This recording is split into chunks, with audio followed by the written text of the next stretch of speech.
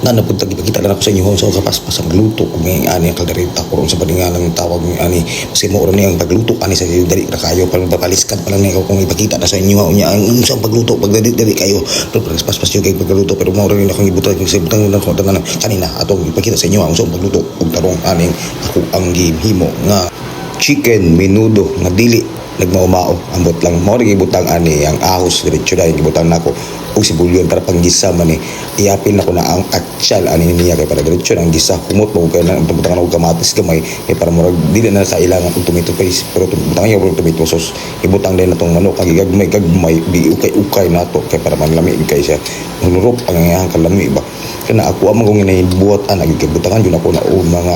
toyo ug suka after na ako na ibutang ang tanan butangan yun ako na og tomato paste mao na isa ka makapapula sa imuhang giluto nga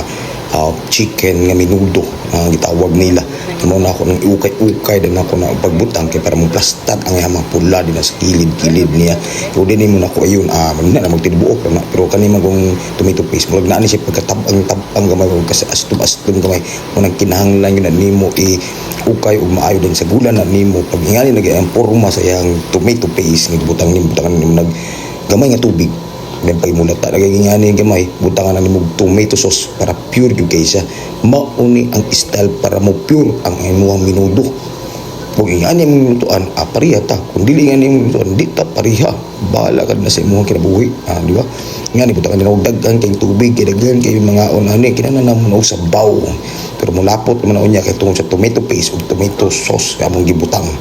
then pag ingani nakabukala ang amo ang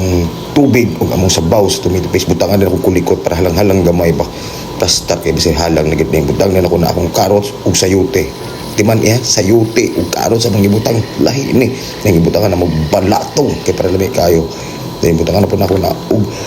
beans green peas ang mga gibutang para mo lami siya muhumot kayo pag ingani naging porma na niya pating lamian na yun na pastilan tanawa na ingani na gani pag mulapot-lapot na ug mahumok na tanang mga lamas ana niya ingani na niya ang porma dayon pastilan parting lamian na gyud kay ni mao na gyud niya ang ato ang outcome sa tong giluto makatilaw ka ni tuloy imong laway ba kay pastilan parting lamian gyud ni